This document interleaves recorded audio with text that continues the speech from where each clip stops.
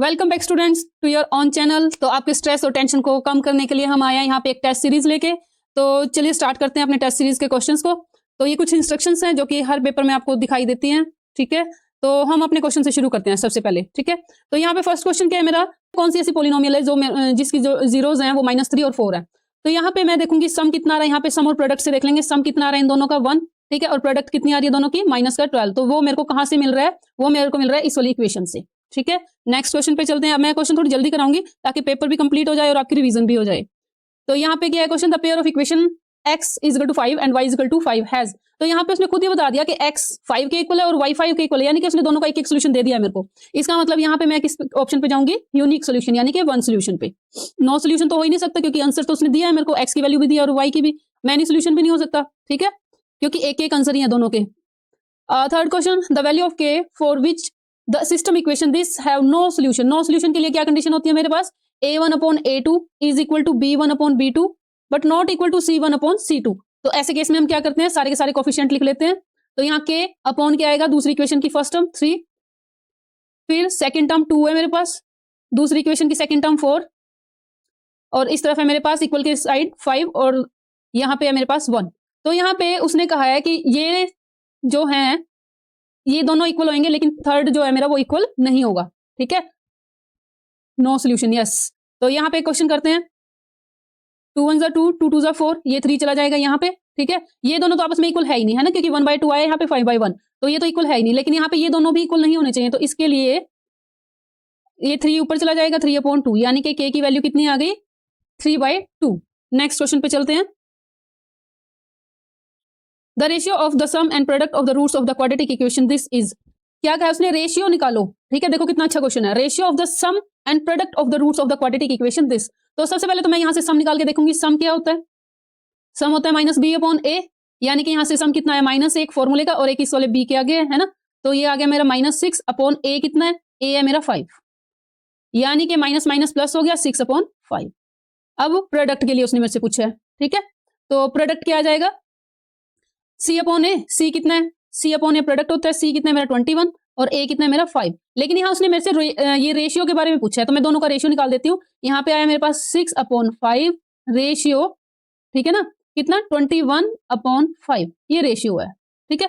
तो यहाँ 5 के साथ 5 कैंसिल हो गया, तो कितना आ गया रेशियो, 6/21, 6 ही आएगा ना यहाँ पे, -b, हाँ 6/5, यस। तो 6/5 यहाँ पे शायद कुछ गलत होएगा, यहाँ पे मेरा आएगा 6, ओके। अब चलते हैं नेक्स्ट क्वेश्चन पे।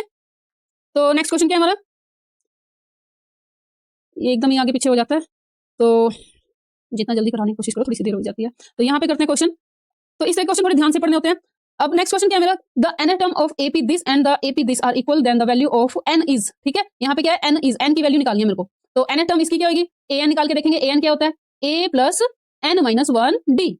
तो यहाँ पे मेरी फर्स्ट टर्म क्या है, a का मतलब क्या होता है फर्स्ट टर्म, तो यहाँ मैं फर्स्ट टर्म रखूंगी 63 प्लस n तो मेरे को पता ही नहीं है, ठीक है, n-1d, d पता है मेरे को, ठीक है। सेकंड टर्म में से फर्स्ट टर्म को माइनस करो तो d आता है ना, यानी कि यहाँ पे क्या आ जाएगा 2। अब इसको थोड़ा सा सॉल्व कर लेते हैं। ये क्या आ गया, -63 प्लस 2n -2, ये आ गया 65 प्लस 2n, ठीक है। अब इसी तरह सेकंड पार्ट भी सॉल्व कर लेते हैं। यहाँ पे भी an निकालेंगे, तो फॉर्मूला वही है, a प्लस n-1d। a कितना है मेरा 3, n मेरे को नहीं पता है, और d कितना है, सेकंड टर्म में से फर्स्ट टर्म माइनस करके देखा 7, तो ये कितना आ गया 3 + 7n - 7 को अंदर मल्टीप्लाई कर दिया ना, तो ये कितना आ गया मेरा 7n, और 3 - 7 कितना होता है -4। अब क्या करेंगे, अब मैं इस वाली इक्वेशन को और इस वाली इक्वेशन को दोनों को कर दूंगी इक्वल, ठीक है। उसने यही कहा है ना कि कहाँ पे n दोनों के लिए इक्वल होता है, तो यहाँ पे मैं दोनों को सॉल्व कर दूंगी इस तरह, ठीक है। -65 + 2n इज इक्वल टू किसके, 7n - 4। तो यहाँ पे n की वैल्यू 4 इस तरफ आ जाएगा, तो ये आ गया -65 + 4, और n उस तरफ चला जाएगा, ठीक है। तो यहाँ पे भी हम निकालेंगे n की वैल्यू, ठीक है। जितना सॉल्व हो सकता है उतना सॉल्व कर लेंगे अपने क्वेश्चन को। तो ये आ गया मेरा 7n, और -7 + 3 कितना होता है -4, ठीक है। दोनों को यहाँ पे इक्वल रख देंगे और n की निकाल देंगे वैल्यू, ठीक है। क्वेश्चन थोड़ा बड़ा है लेकिन उन्होंने 1 मार्क्स में इसको डाला है, ठीक है। तो बाकी पार्ट आप खुद सॉल्व करोगे कैसे, 61 + 2n is equal to 7n - 4 करके, ठीक है। तो चलो मैं ही सॉल्व कर देती हूँ। यहाँ 61 और 4 इस तरफ आके पॉजिटिव हो गया, ठीक है। 7n 2n दूसरी तरफ जाके नेगेटिव हो गया, तो ये आ गया मेरा 65 इज इक्वल टू 5n। 5 इसको डिवाइड कर देगा तो कितना आ जाएगा 13। तो ये आ गया मेरा आंसर, यानी कि बी ऑप्शन के साथ जाएंगे। नेक्स्ट क्वेश्चन करते हैं। तो नेक्स्ट क्वेश्चन क्या है मेरा, in triangle ABC EDF this upon this will be similar when. Okay, तो दो ट्राइंगल दिया उसने मेरे को, ठीक है, एक का नाम है एबीसी। ट्राइंगल बनानी जरूरी है पेपर में, अगर ट्राइंगल बनाओगे तो उतने ही आराम से पेपर में कोई मिस्टेक नहीं होगी, ठीक है। तो इसका नाम मैं रख देती हूँ एबीसी, ठीक है, ए बी सी। और इसका नाम मैं क्या रख देती हूँ, जैसे उसने दिया है बिल्कुल वैसी, ई डी एफ। अगर वो डी ई एफ कहता तो मैं डी से शुरू करती इसको। तो A B upon E D तो है, ठीक है, ए बी ये ए है, A B upon E D है, इसी तरह B C upon D F है, दिस अपॉन दिस। तो सिमिलर कब होंगी भाई, जब एक एंगल भी उसमें इक्वल होगा, ठीक है। तो मैं यहाँ पे मान लेती हूँ ये वाला एंगल, ठीक है, यही एंगल लेना है आपने। तो एंगल बी किसके इक्वल होना चाहिए, डी के। तो यानी कि सेकंड ऑप्शन के साथ जाएंगे। फिगर अगर सही बनाओगे तो क्वेश्चन भी सही हो जाएगा हमारा, ठीक है। तो नेक्स्ट क्वेश्चन पे चलते हैं, ये एकदम से ही इतना ऊपर चला जाता है ना। तो question number 7, in triangle ABC is given that AB is 9, BC is 6, C is this also. Okay, यहाँ पे फिर से फिगर तो बनानी ही पड़ेगी, तो फिगर बनाते हैं यहाँ पे एबीसी, ए बी सी, ठीक है। ए बी को उसने 9 बोला है, बी सी को उसने 6 बोला है, सी ए को उसने 7.5 बोला है, ठीक है। तो डी ई एफ भी एक ट्रायंगल है, डी ई और एफ, ठीक है। और कहा है कि ई एफ है दैट इज 8 सेंटीमीटर। अब पैरामीटर पूछा है, किसका पैरामीटर पूछ लिया, डी ई एफ का। सारी मेजरमेंट इस ट्रायंगल की दी है, लेकिन पैरामीटर इस वाले ट्रायंगल का पूछा है। तो यहाँ पे हम क्या करेंगे, पहले निकाल लेंगे एबीसी का पैरामीटर, ठीक है। इसका पैरामीटर कितना आएगा, सारों को सम कर लेंगे, 9 6 15 15 और 7 22, यानी कि इसका पैरामीटर कितना है 22.5। अपॉन कर देंगे जिस साइड के साथ उसने रेशियो दिया हुआ है, ठीक है, 6। यहाँ पे मैं इसके अपॉन में लिख दूंगी 6। दूसरे ट्रायंगल का मेरे को पैरामीटर नहीं पता है, मैं उसको मान लूंगी x, ठीक है। अपॉन कर देंगे जो साइड उसके इक्वल दी हुई है, यानी कि 8, ठीक है। इन्हीं दो साइड के थ्रू रेशियो पता चलेगा ना। तो ठीक है, अब यहाँ पे मैं क्या करती हूँ, 8 को दूसरी तरफ भेज देती हूँ, ठीक है। यहाँ पे ये डिवाइड में, तो दूसरी तरफ क्या हो जाएगा, मल्टीप्लाई में, अपॉन 6, ठीक है। और ये पॉइंट हटा के मैं नीचे क्या लिख देती हूँ, 10। 5 2 सॉरी, तो ये 5 है, ठीक है। और ये क्या है मेरा 8, मैं उस 5 के साथ उस 10 को काटने लगी हूँ। तो यहाँ पे कैंसिलेशन करके देखते हैं, 2 3 6, 2 4 8, फिर 3 7 21, एक बचा, 3 5 15। अब 5 पे फिर से 5 1 5, 5 5 25, 5 2 10, 2 1 2, 2 2 4। तो ये कितना आ गया, 15 2 30, यानी कि फर्स्ट ऑप्शन के साथ जाएंगे। नेक्स्ट क्वेश्चन, धीरे धीरे जाना भाई, यस। तो if there are 2n+1 terms in AP, then find the ratio of the sum of the odd terms to the sum of even terms. उसने कहा है एक एपी है, ठीक है, और उसके अंदर सारी की सारी कैसी टर्म्स है, ये 2n+1 का मतलब क्या हुआ, 2n का मतलब इवन नंबर हो गया, 1 ऐड कर दिया मतलब ऑड नंबर हो गया, ठीक है। तो सारे के सारे ऑड नंबर्स हैं उसके अंदर, जैसे 1 से शुरू करते हैं, 1 3 5 और कहां तक जा रहा है वो सारा का सारा 2n+1 तक, ठीक है। तो जिस तरह 1 से लेकर 100 तक काउंटिंग होती है, उसमें मेरे को पता है 50 कौन से नंबर होंगे, ऑड होंगे, और 50 क्या होंगे, इवन। लेकिन वहां पे क्या है कि नंबर मेरा ऑड से शुरू हुआ है और खत्म मेरा इवन पे हुआ, ठीक है। यहाँ पे मेरा नंबर भी ऑड से शुरू हो रखा है और खत्म भी ऑड पे हो रखा है, इसका मतलब इसमें एक ऑड नंबर ज्यादा होगा, ठीक है। तो यहाँ पे मैं क्या करती हूँ, यहाँ पे इसका मतलब ये हुआ कि 2n+1, ठीक है, इसमें से हाफ नंबर मेरे, ठीक है, क्या होंगे, हाफ नंबर ऑड होंगे, हाफ इवन होंगे, लेकिन ऑड एक ज्यादा होगा, ठीक है। तो ऐसे केस में हम क्या करते हैं, इसमें +1 कर दो, क्योंकि ऐसे तो ये 2 से डिवाइड होगा नहीं। तो ये कितना आ गया मेरा, एक क्यों फालतू ऐड किया मैंने, क्योंकि जो ऑड नंबर है वो एक ज्यादा है, ठीक है। तो 2n+2 हो गया, अपॉन में क्या हो गया 2। यहाँ पे मैं 2 कॉमन निकाल देती हूँ, तो ये आ गया n+1 अपॉन 2, 2 के साथ 2 कैंसिल हो गया, यानी कि मेरे ऑड नंबर कितने हैं, n+1। तो इवन कितने होंगे, उससे एक कम, यानी कि n। तो सेकंड ऑप्शन। नेक्स्ट क्वेश्चन पे चलते हैं धीरे धीरे। The coordinate of the point on x axis which lies on the perpendicular bisector of the line segment joining the points this and this. तो ये क्वेश्चन है हमारा, coordinate of the point on x axis which lies on the perpendicular bisector of the line segment joining the point this and this. Okay, एक line segment है, ठीक है। यहाँ पे पॉइंट है 7 और 6, और दूसरी तरफ मेरे पास पॉइंट है -3 और 4, ठीक है। तो इसके ऊपर क्या बना हुआ है, एक परपेंडिकुलर बना हुआ है, ठीक है। तो उसने x एक्सिस पूछा सिर्फ मेरे से, तो सबसे पहले तो मेरे को इसके पॉइंट पता होने चाहिए, ठीक है। क्या है इसके पॉइंट, दोनों को प्लस करेंगे, मिड पॉइंट कब आते हैं निकल के, दोनों को प्लस करते हैं। और क्योंकि उसने कहा परपेंडिकुलर बाइसेक्टर, बाइसेक्टर मतलब दो इक्वल इक्वल पार्ट्स, यानी कि ये पार्ट क्या, ये क्या हो जाएगा, मिड पॉइंट। तो 7 - 3 कितना हो गया 4, 4/2। दूसरा पॉइंट क्या हो गया 6 + 4, यानी कि 10, 10/2, यानी कि मेरे पॉइंट्स कितने आ गए 2 और 5, ठीक है। तो उसने सिर्फ x एक्सिस की बात पूछी इसमें से, तो x एक्सिस पे क्या पॉइंट है मेरा 2, ठीक है। तो मेरा आंसर क्या जाएगा डी। नेक्स्ट क्वेश्चन पे चलते हैं। If x is a positive integer such that distance between this and this is 10 units, then x। Okay, मेरे पास क्या है, दो पॉइंट्स हैं, ठीक है। एक पॉइंट का नाम क्या है x and 2, दूसरे पॉइंट का नाम क्या है 3 - 6, ठीक है। बीच का डिस्टेंस भी उसने बोल दिया कितना है 10 यूनिट्स है, यहां से लेके यहां तक। अब उसने मेरे से x की वैल्यू पूछी है। सबसे पहले मैं यहाँ क्या करती हूँ, यहाँ पे दोनों के बीच में डिस्टेंस फॉर्मूला लगा देती हूँ, ठीक है। यानी कि x - 3 का होल स्क्वायर, ठीक है, प्लस ये दोनों के बीच का -6 - 2 कितना हुआ -8, ठीक है, और उसका भी स्क्वायर, और ऊपर क्या आ जाएगा square root is equal to 10। यहाँ इसको सॉल्व कर लेंगे और फिर मेरी x की वैल्यू आ जाएगी। पहले क्या करेंगे, स्क्वायरिंग बोथ साइड्स, यानी SBS, ठीक है। ऐसे क्वेश्चन जो 1 नंबर के होते हैं उसमें हमें क्या करना होता है, रफ कैलकुलेशन ज्यादा करनी होती है, क्योंकि उन्हें तो सिर्फ आंसर चाहिए, ठीक है ना। तो यहाँ स्क्वायरिंग बोथ साइड्स करेंगे तो स्क्वायर रूट हट जाएगा और इस तरफ हो जाएगा 100। तो ये आ गया मेरा x - 3 का होल स्क्वायर और प्लस 64 इज इक्वल टू 100। 64 दूसरी तरफ जाएगा तो माइनस हो जाएगा, ठीक है। और इस तरफ इसका होल स्क्वायर ओपन कर लो। वैसे इसका होल स्क्वायर ओपन करने की जरूरत नहीं है, ठीक है। यही थोड़ा टाइम सेविंग ऐसे ही होती है। ये दूसरी तरफ जाके माइनस हो गया तो 36, 36 किसका स्क्वायर है 6 का। तो यहाँ पे मैं क्या करूंगी, इसको लिख दूंगी 6 का स्क्वायर, स्क्वायर का स्क्वायर रूट खत्म हो जाएगा, तो x ये है दूसरी तरफ जाके प्लस हो जाएगा, ठीक है। तो ये क्या आ जाएगा 9, ठीक है। तो मेरा ऑप्शन बी जाएगा।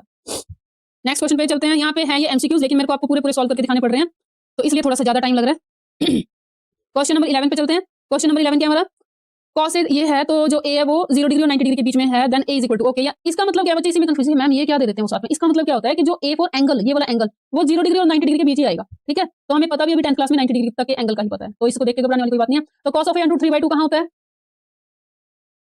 अब 1 तो हो नहीं सकता इसका आंसर, ठीक है, ये भी नहीं हो सकता इसका आंसर। तो cos √ 3/2 कहाँ होता है? 30 पे कि 60 पे? ये तो आपको टेबल अच्छे से पता होनी चाहिए, ठीक है। तो यहाँ पे हम ए पे जाएंगे।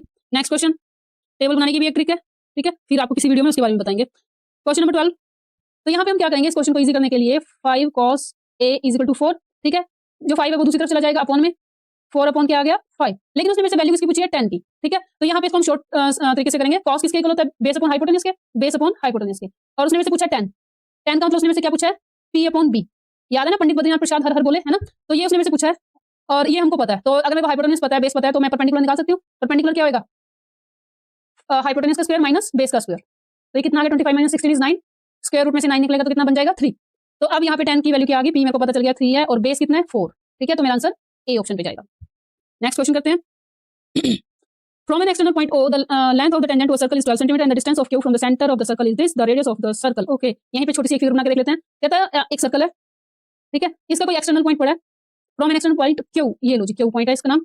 The length of tangent to a circle is 12, यानी कि टेंजेंट की जो लेंथ है, टेंजेंट क्या होता है? जो उसको सिर्फ टच करके जाता है, काट के नहीं, ठीक है। इसको यही सोचिए टच करके गया है, ठीक है। तो इसकी लेंथ कितनी है? टेंजेंट कहाँ तक होता है? जहाँ उसने इसको टच करा है वहां तक, यानी कि ये हो गया मेरा 12 centimetre. And the distance of Q from the centre of the circle, centre of the circle यहाँ पे है, यहाँ से यहाँ तक इसकी लेंथ कितनी है? 13। सॉरी, क्यू से बोलिए उसने लेंथ, ठीक है, क्यू से लेंथ बोलिए 13 है।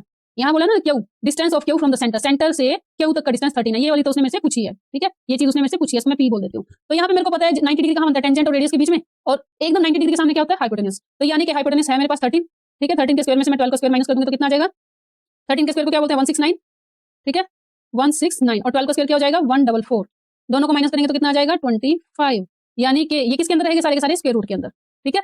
यानी कि मेरा आंसर कितना आया? 5, ठीक है। यहाँ पे उसने रेडियस ही पूछी, अगर वो डायमीटर पूछता तो मैं क्या कर देती, उसका कर देती डबल। तो यहाँ पे हम ऑप्शन बी पे जाएंगे। तो ये क्वेश्चन हमारे हो चुके हैं सारे के सारे। Question number 14, how many bricks each measuring this will require to construct a wall. Wall की लेंथ ब्रेड्थ हाइट सब कुछ बता दिया है, और जो ब्रिक है यानी कि जो ईंट है उसकी भी लेंथ ब्रेड्थ हाइट सब कुछ बता दिया। तो ऑब्वियसली बात है, जो वॉल है उसकी लेंथ ब्रेड्थ हाइट ऊपर आएगी, ठीक है। 8 मीटर, जब ये सेंटीमीटर में तो इसको भी तो सेंटीमीटर में कन्वर्ट करना पड़ेगा। तो 8 मीटर का मतलब 800 सेंटीमीटर, 6 मीटर का मतलब 600 सेंटीमीटर, ठीक है। और ये तो ऑलरेडी सेंटीमीटर में ही है, ठीक है। इसका यहाँ का पॉइंट हटा के मैं पहले ही नीचे लिख देती हूँ 10। अब अपॉन में मेरे को क्या लिखना था? जो ब्रिक की लेंथ ब्रेड्थ हाइट है, यानी कि 25 × 11.25 × 6, ठीक है। यहाँ पे कैंसिलेशन करते हैं, 0 के साथ 0 गई, ठीक है। 25 के टेबल पे इसको कैंसिल करते हैं, कितने पे कैंसिल हो गया? ये हो गया 9 पे कैंसिल, ठीक है। उसके बाद क्या करते हैं? चलो 6, ये 10 पे कैंसिल हो गया, ठीक है। इसका पॉइंट के नाम का भी मैं क्या करती हूँ? ऊपर 100, यहाँ से पॉइंट हटा देती हूँ, ठीक है, और यहाँ पे लिख देती हूँ उसके नाम का 100। तो अब देखते हैं आगे भी कैंसिल हो रहा है 9 के टेबल पे। हाँ, 9 के टेबल पे कैंसिल हो रहा है। 9 1 9, आगे कितने बचे हैं? 2, 9 2 18, 4 9 5 45, और 25 के टेबल पे कैंसिल कर लेते हैं। 25 4 100, 25 5 125, ठीक है। अब यही 5 बचा, इसको कैंसिल कर देते हैं। 5 2 10, ठीक है। तो अभी कुछ आता है, तो ये 8, ठीक है, 2 0 1 0, 3 जीरोस होगी, ये लगा दी मैंने पहले ही 3 जीरोस। अब बाकी की मल्टीप्लाई कर देते हैं। 8 2 16, 16 4 64। तो यहाँ पे हम जाएंगे ऑप्शन डी, ठीक है। नेक्स्ट क्वेश्चन करते हैं। A cube whose volume is 1 cubic centimeter is placed on top of the cube whose volume is this. The two cubes are placed on top of the third cube whose volume is this. The height of the next cube is. एक cube है जिसका volume 1/8 cubic centimetre, ठीक है, whose volume is 1/8 cubic centimeter is placed on the top of the cube whose volume is this. तो ठीक है, एक cube के ऊपर एक और क्यूब रखा हुआ है, ठीक है। इस क्यूब की जो वॉल्यूम है दैट इज 1 सेंटीमीटर क्यूब, ठीक है। इसके ऊपर एक और इसका 1/8, ठीक है, जितना बड़ा ये क्यूब है उसका 1/8 बड़ा क्यूब रखा हुआ है। The two cube are then placed on the top of the third cube whose volume is 8 centimetre. Okay, the two cube are then placed on top of third cube, okay, on top of a third cube whose volume is 8 centimeter cube. The height of the next cube is.